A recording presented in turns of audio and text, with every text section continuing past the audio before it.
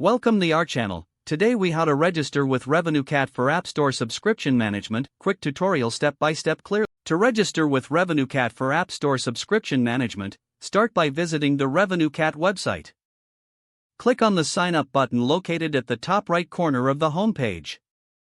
Fill in the required fields with your email address and password. After entering your information, click the sign up button to create your account.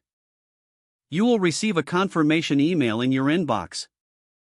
Open the email and click on the confirmation link to verify your account. Once verified, return to the RevenueCat homepage and log in using your new credentials. After logging in, you will be prompted to create a new project. Enter a name for your project and select the appropriate platform, such as iOS for App Store subscriptions. Click the Create Project button to proceed.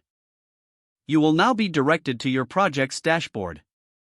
Here, locate the API Keys section to find your unique RevenueCat API key. Copy the API key, as you will need it for integration with your application. Next, navigate to the Integrations section from the sidebar menu. Select App Store as your integration option. Follow the on-screen instructions to configure your App Store settings. You may need to enter your Apple App Store Connect credentials to continue. Ensure you provide the necessary information regarding your in-app subscriptions. Once you've completed all the required fields, click Save. Your RevenueCat account is now set up for App Store subscription management. You can begin adding in-app purchases and subscriptions to your app. If the page does not load, refresh the browser or try again in a private or incognito window. Make sure you are using the correct email address, then retype it carefully to avoid small typos. If your password is not accepted, use the reset option and create a new strong password you can remember.